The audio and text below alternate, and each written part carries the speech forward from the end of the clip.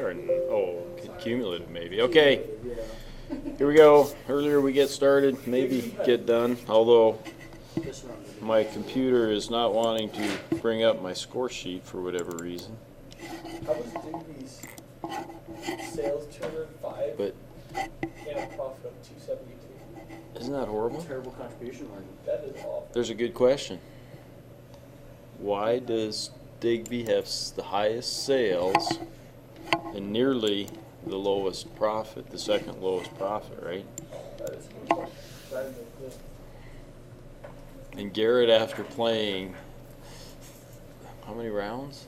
Well, they really don't 12 have that, rounds of this, doesn't have a terrible clue. SG&A. So see, that's that participation part that I get Oh, to grade you on. Byron, give me 5 You know, minutes. When Jeez. you've played 12 rounds and you don't have a clue why a team. Their contribution margin is like only 30%, so you'd expect it to be a little bit. 31% is not bad. Yeah. You know, early in the rounds that would have been pretty good, right? They must have had 14.4%, again double digits, but some of you guys are higher than that in terms of the SG&A. because that's net profit, right? Current debt. Where would you go look to see why a company has a good profit or not, and what's the cause or not? Balance sheet, Oh, income statement. thank you. They retired 50 million. You could look at current debt. both.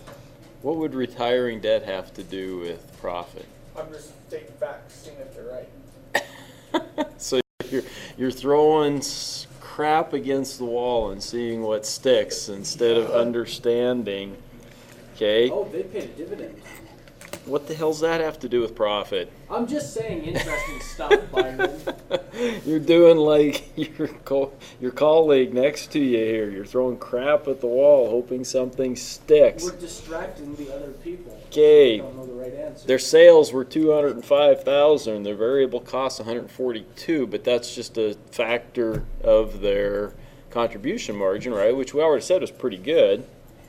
Depreciation, that's a lot more than any other team, really. It's close to Erie, but you compare that to other teams, and it's quite a bit.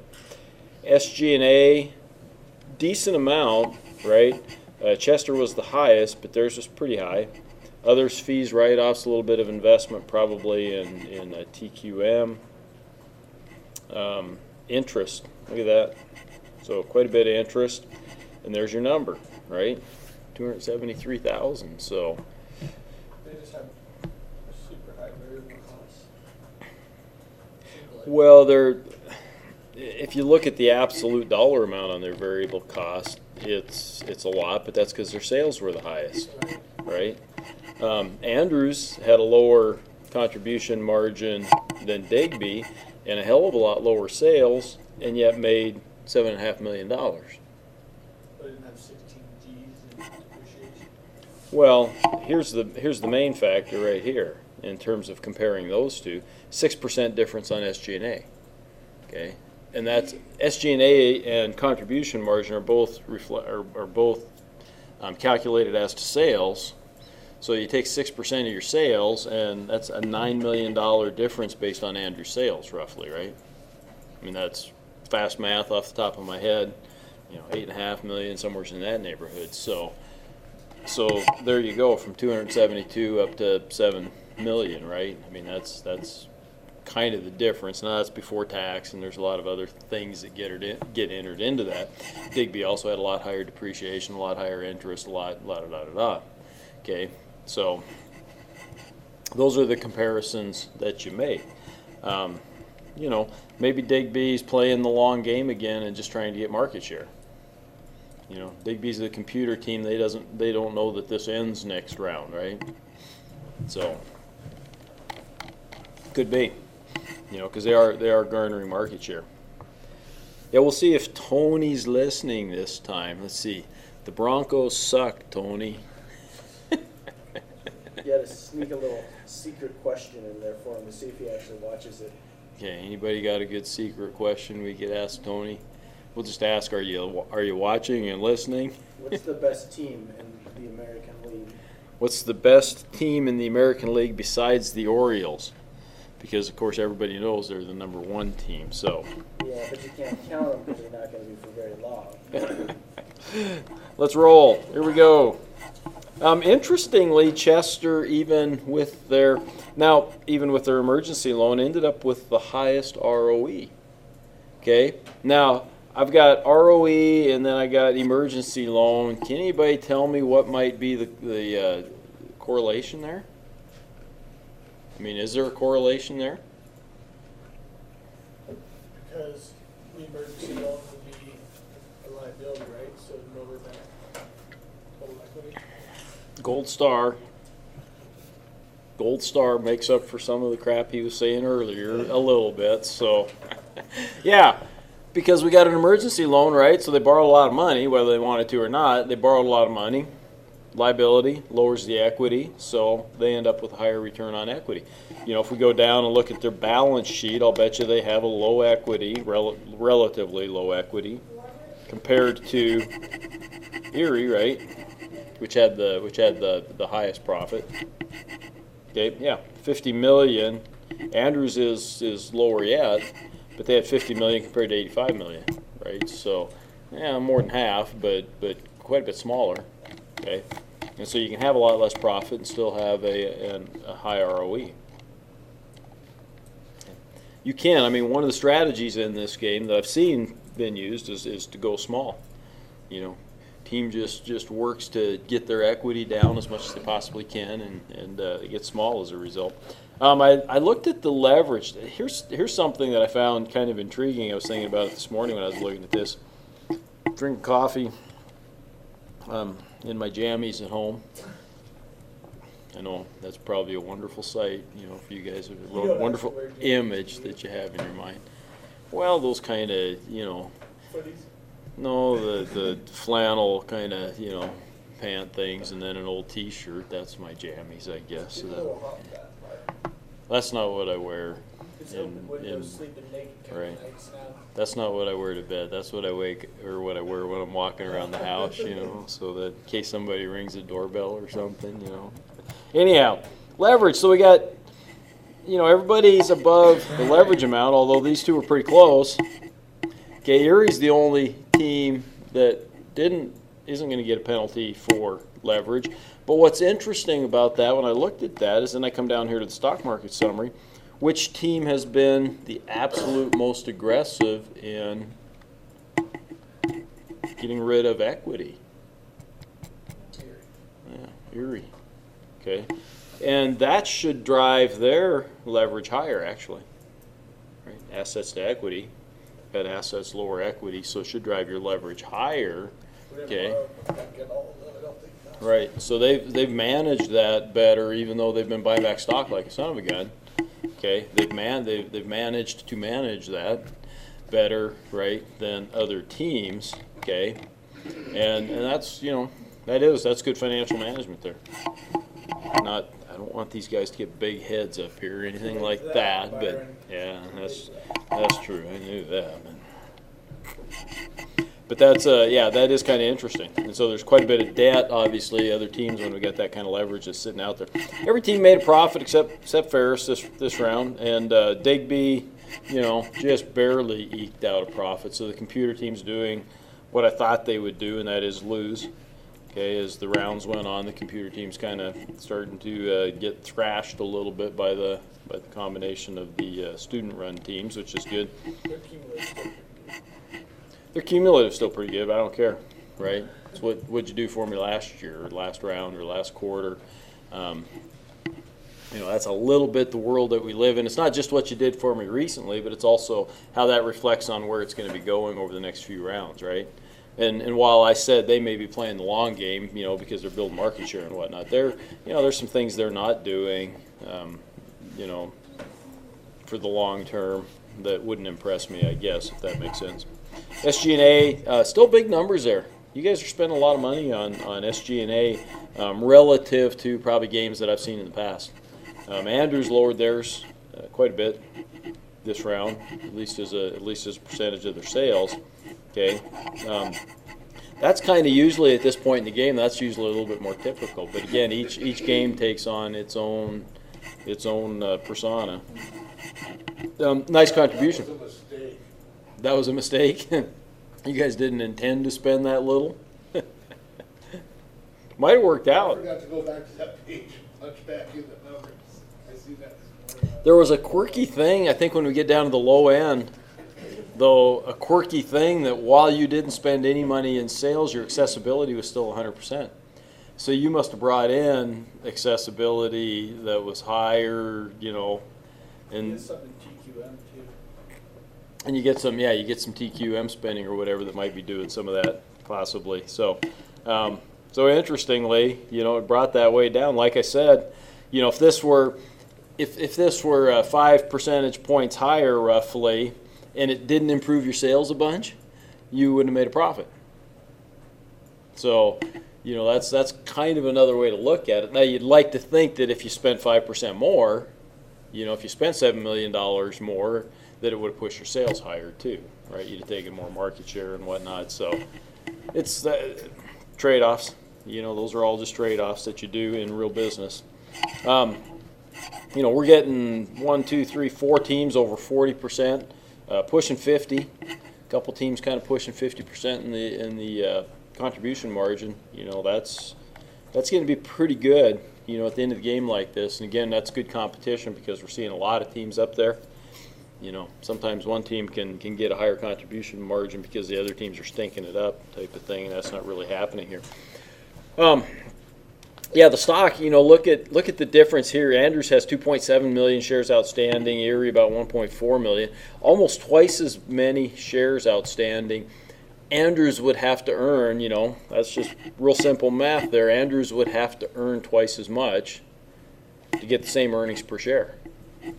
You know, and they didn't, but that, you know, there's the power of, you know, the number of shares outstanding and what that can do. You know, Erie has been buying back stock basically from the get-go, okay, which can be okay. You know, what I would tell you now that we're getting towards the end of the game, I would tell you that buying back stock's probably an okay strategy when you finished investing money in the other places that you can.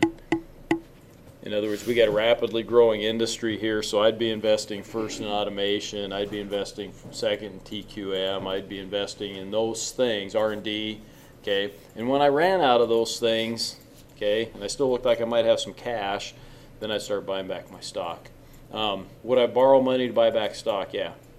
Rapidly growing industry, okay? I can borrow money for 11% and my ROE is 20%.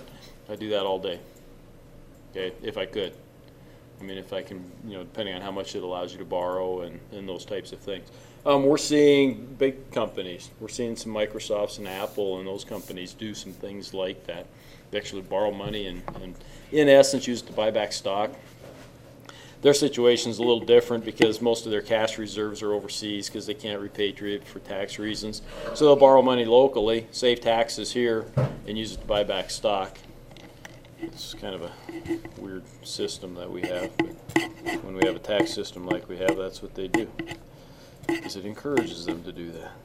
Yeah. Inventory, we see some changes there, right? We're still seeing some pretty big inventories. You know, that's one thing. I don't know if we're as a group, if we're doing a good job. I think that's one thing that's holding us back quite a bit in terms of also contribution margin and some other things, because you got a lot of carrying costs, right? Because we're still seeing some pretty high inventories. I'll come down here. I'm sorry, jump ahead a little bit, but inventory 30, you know, 54 plus 56, so 110, 130, 150, $175 million in inventory. You know, that's more than all but what, 2 team sales?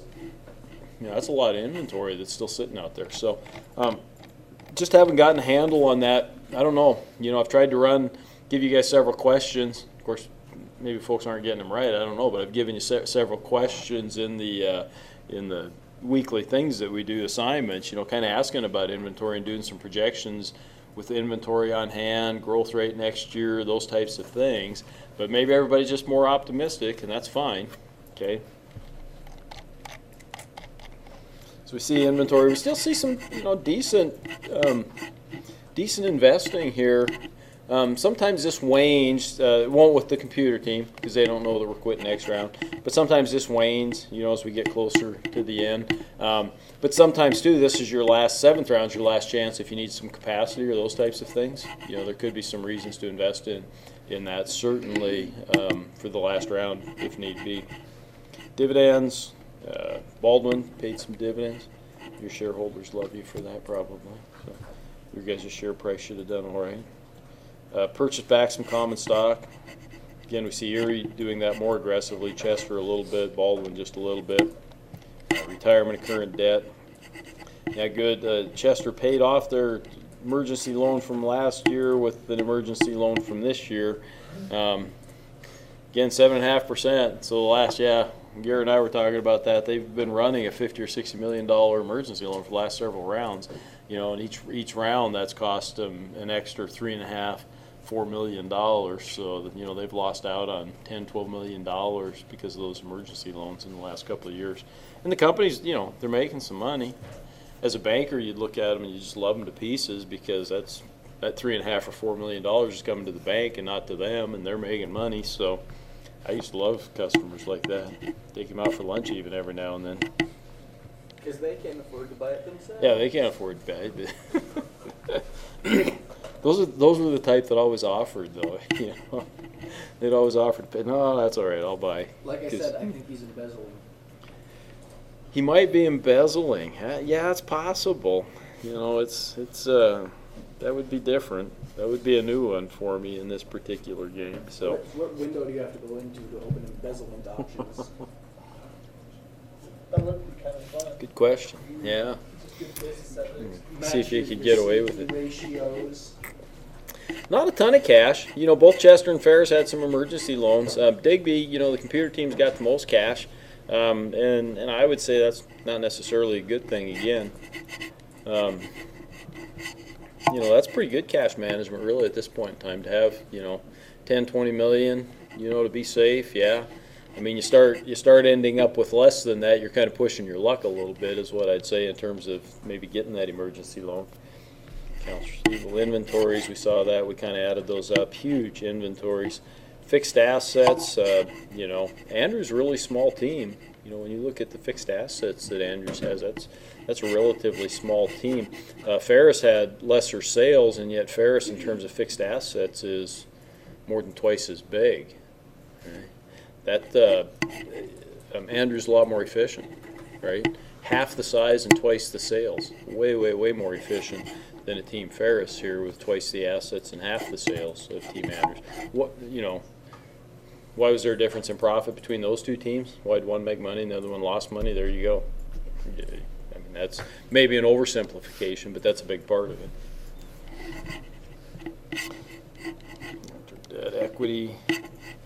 Now Team Ferris has relatively small equity, so they've got a lot of debt then to go along with their assets there. So,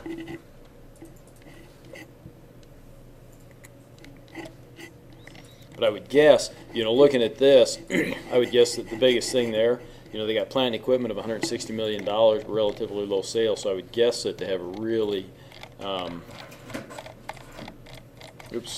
the wrong way, sorry. It's going to be the next thing down. Yeah, all kinds of excess capacity, right? All kinds of excess capacity. See, they both got about the same amount of first shift capacity. They're not even using any second shift, and Andrews is using at least a little bit of second shift. And you see Chester and Erie that had our highest ROEs up there. They're using that. Again, it's hidden cost. Having that capacity is a hidden cost.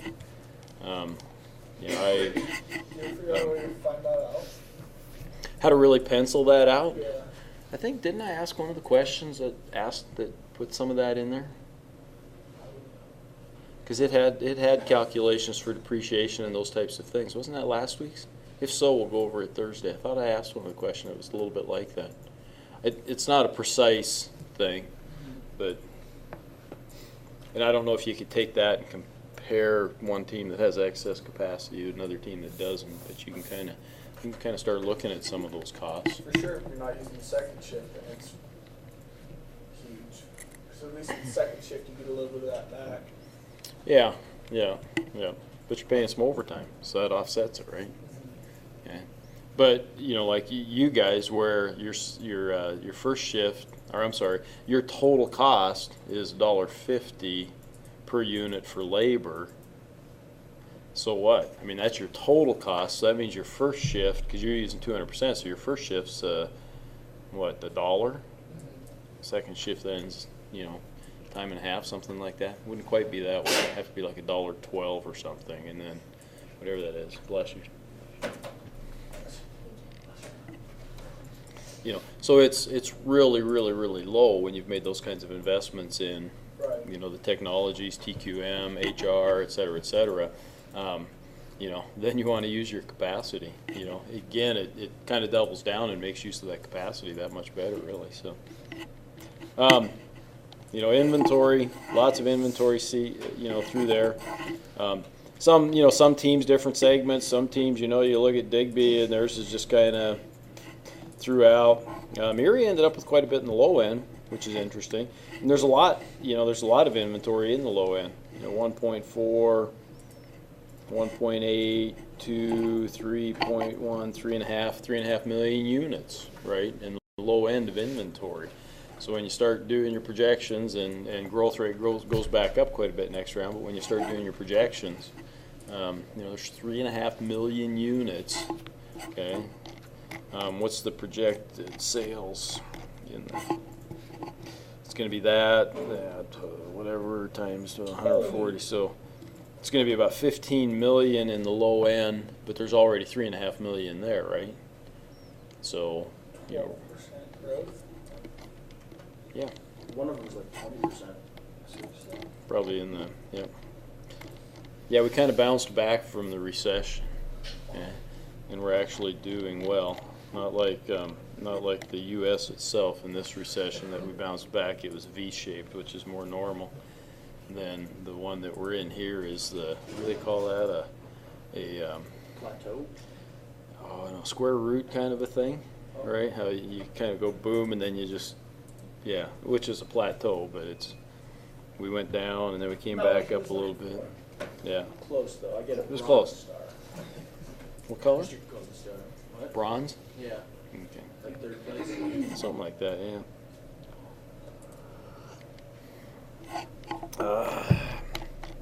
Lots of capacity, we know that from up above.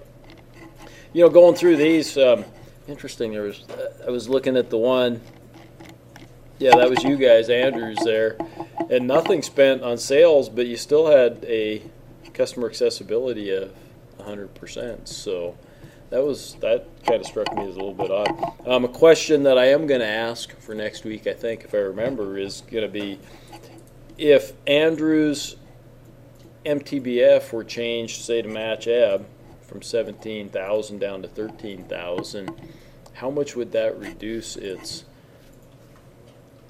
material cost? How much more would that have contributed to before tax profit for that particular product? Might have to look some stuff up in the deal. I think I remember what it says in there in terms of what the cost is on that. You know, we're not terribly mismatched, so people are, you know, we're not getting a ton of difference between potential and actual. You know, so you have to say people are in general making enough to match their potential. A little bit off here in the high end. Erie actually lost out on a couple percent there. Minor miscalculation, sold out. Yeah, you know, otherwise it's kind of matching up, and part of that's a reflection of the inventory thing. You know, that's why we got inventories. You know, everybody's meeting their potential because everybody's being pretty optimistic about their sales in every segment for the most part. Okay, and so they're making enough to meet their potential, and in fact, for the most part, they're making too much, more than enough to meet their potential, and so that's causing inventory, excess inventory. Which is good. That's better than stocking out, though. Yeah, you know, that's as good a perceptual map probably as I've ever seen, where in terms of people being positioned pretty well. You know, the only ones that you'd say are maybe a little bit out of position are purposely so, and that's your Team Ferris, but that's because that's been their strategy, right? Is to be a life cycle But otherwise, you know, pretty good, you know. I mean, certainly you got some a little further ahead than others, but it's really pretty close. Pretty bunched up there in the low end. HR, look at that, we got up to 120%. You know, Team Erie again. And remember, their labor cost was $1.50 per unit, and that's using a full second shift. Okay, so that's they're paying time and a half. I'm trying to do the math on that. It's got to be $1.12 or something for your first shift or something. Oops, did I pass over TQM? I'm sorry. Still some good investment in TQM. Okay.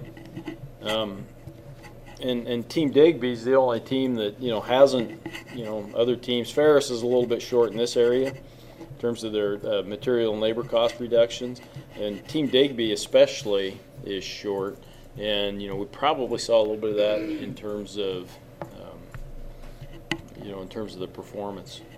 You know, while they sold more because they had, you know, other reasons for selling a lot more, they certainly didn't have the material and labor cost reductions and those other things that were good. So, oh, you know what? My computer still does not want to bring up my spreadsheet. I don't know why. But you know who won, right?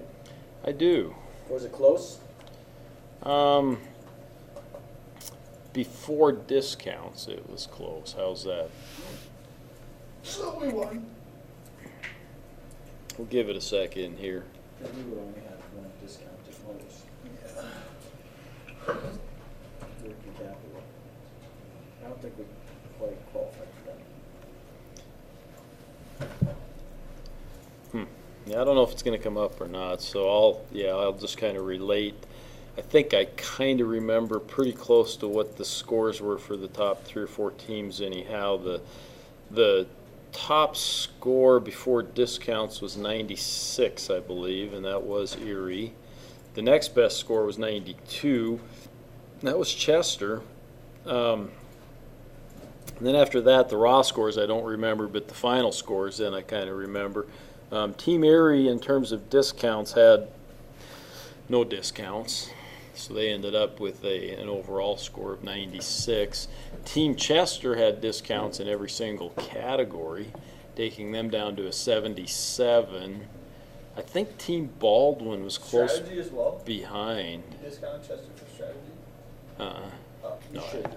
Oh. No, that was not a discount. That was one up It's a above. score, never mind. I think Team Baldwin was 3rd place, and that was like 72.5, and Team Andrews was 4th at like 70 or 71, something like that. It was pretty good. They were pretty tight there in terms of the final scores for 2nd place. Not too far off. 2nd, 3rd, 4th far were pretty from close. First, though. Hmm? Pretty far from first. About 20 points. Yeah, I mean, only because of discounts, you know. It's your system. Don't knock it, Byron. Yeah, Those are good discounts. I'm not knocking my system. I think my system's a decent Clearly it's right if we scoring got 0 system. discounts. Boy, it just is not going to bring that up. There's one other way I could give it a try, and that would be to bring up Excel, if it'll bring that up. Yeah, I'll send it. Hmm?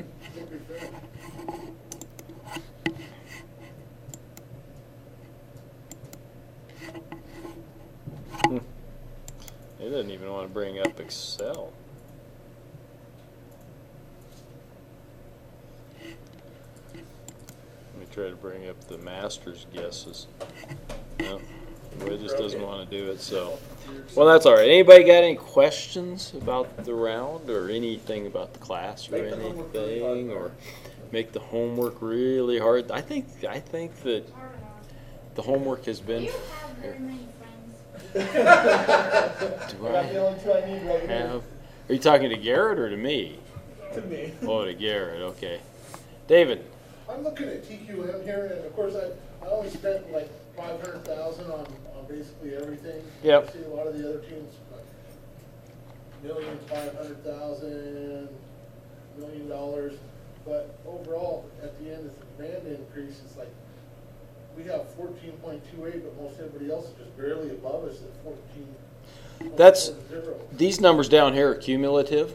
They're based on your cumulative investments. So you'd have to go back to round 4 when you were able to start making investments and see what the cumulative investments have been for your team versus the other teams. Right.